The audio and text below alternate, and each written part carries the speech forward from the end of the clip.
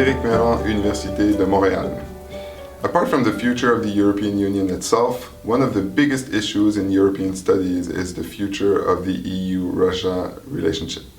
There is agreement among scholars and observers that this relationship has turned sour over the past 10 or 15 years. It went from a cooperative relationship in the 1990s after the end of the Cold War to a conflictual situation, the one that we've known since the past 5 or 6 years under Vladimir Putin's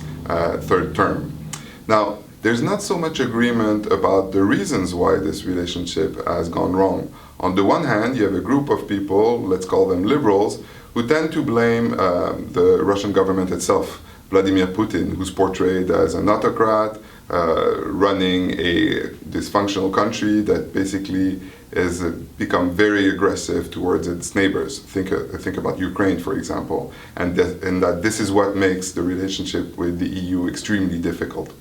On the other hand, you have another group, let's call them realists, who argue that the main culprits may be the Europeans themselves and the West in general, that they've pushed Russia too far with EU and NATO enlargement, and that it's understandable that Russia would be pushing back. Now, to get a more nuanced understanding of the reasons that lie behind the current situation,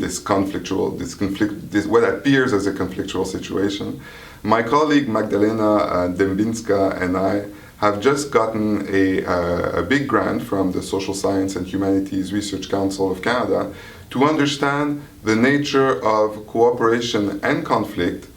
two relationships that can coexist at the same time on the ground, among practitioners, among local people, in three border areas, namely Estonia, Kaliningrad, and Moldova. And we look at different issues, for example, the environment, but also visas, the treatment of minorities, to understand how behind the big